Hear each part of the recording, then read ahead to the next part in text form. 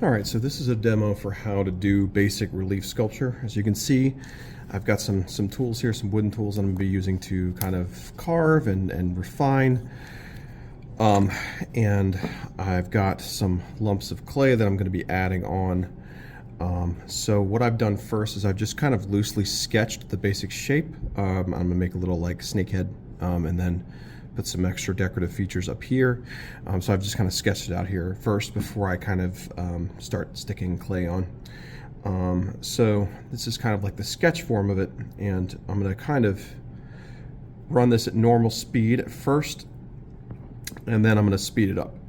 So I'm going to begin by kind of molding a head. Now, as I'm kind of molding this head, I'm just going to kind of check it versus what I've got here sketched out. And if you'll notice, I'm not cutting a head out of a slab of clay, like I'm just molding it from a lump, and kind of keeping it fairly wet as I work. And I want to start to do the head and neck. Now, what's important to note is you don't want something fully formed before you stick it down. Like, you can kind of stick it down when it's still a little bit rough, and that's kind of that process. So because we're going to refine it after we've stuck it down. Now, before I stick it down, what I'm going to do is I'm just going to move this out of the way. I'm going to pop it on this canvas mat so it gets kind of flat on one side, because that's already going to go a long way towards making sure that you don't have any air spaces if it's just nice and flat on one side before you stick it down. So now that it's pretty flattened, I'm going to take this tool and I'm going to rough it up just like this. Now, you notice the score marks I'm making are not really that deep, like they're fairly shallow, because we don't want to create extra air spaces. So the surface I'm going to stick it down to, I'm going to rough up as well. And then I'm going to get my slip and I'm going to dab it in. Now, I'm not smearing because I don't want to smear out my score marks, and I want it to seep into all the score marks as I go.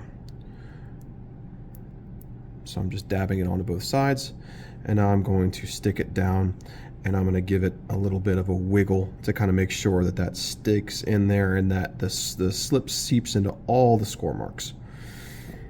Now, this is a pretty thick serpent head here, and I don't really want it to be that thick, because the thicker something is, the more likely it is to kind of not dry all the way through. So I'm going to use this opportunity to remove some pieces as well as kind of refine it to kind of make it a little bit shallower. But before I do that, I'm going to go ahead and put more of the neck on. So I'm just pinching off some more clay. And it's best to kind of build stuff in sections like this, rather than trying to make something fully formed and then sticking it down, because, you know, this is all clay stuff, so it's all going to stick together if you slip and score. So once again, I'm kind of looking and checking the size here, and I can come in and kind of make a cleaner cut here so it bonds up better. So I can kind of cut that so it's a little bit more even. And let's see, so I'm just testing this for size again.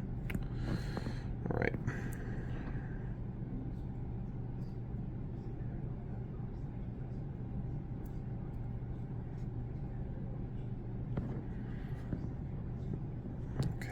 So that links up pretty good, and I'm going to cut it off right here at the edge of the tile. You can make stuff break the tile if you want, but, or, you know, break the edges of the tile, but I want this to be matched up, so I'm going to pull that off and once again score. It's very important to slip and score, because if you don't, the stuff will feel like it's stuck together, but it won't actually be. So I'm scoring this surface here, and also scoring this upper surface here where I'm going to stick it to. And this surface too. So do my slip again, place that down, put this up here like this, and then slide that in and push it real good so all that slip comes kind of oozing out of that joint, because that lets me know there's not really any air trapped in there if it's oozing out, because it would go into the air hole first if there was air trapped. All right, so I'm just going to use my fingers at first to kind of refine this.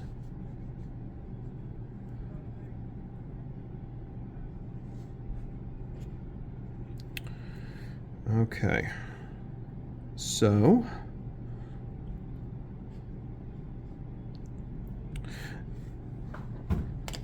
I'm going to use this Kemper tool here to kind of start removing some of this material to kind of get at the shape that I really want. Just kind of pulling this off, and I'm just going to kind of stick these shavings back into my clay ball here. I've got a little ball of clay sitting outside the sculpture so I can kind of keep it compressed together so it doesn't dry out. I'm just refining the edge of this serpent's head now.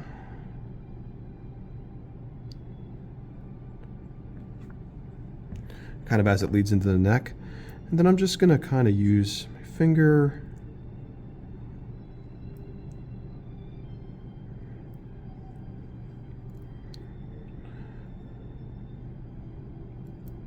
to kind of mold it, because it's still fairly wet, so I can get away with that.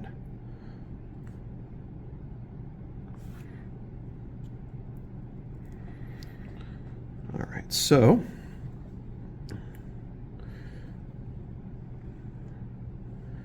what I'm going to do now is I'm just going to kind of dig in here and remove a section for the snake's eye.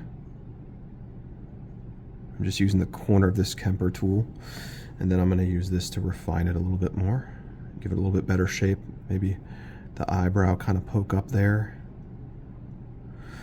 And I'm going to use this also to kind of carve in its mouth.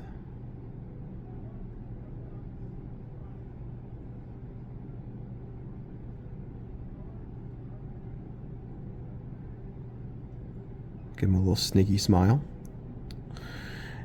And I'm going to use this tool also to kind of give that underbelly that kind of, those long belly scales that snakes have.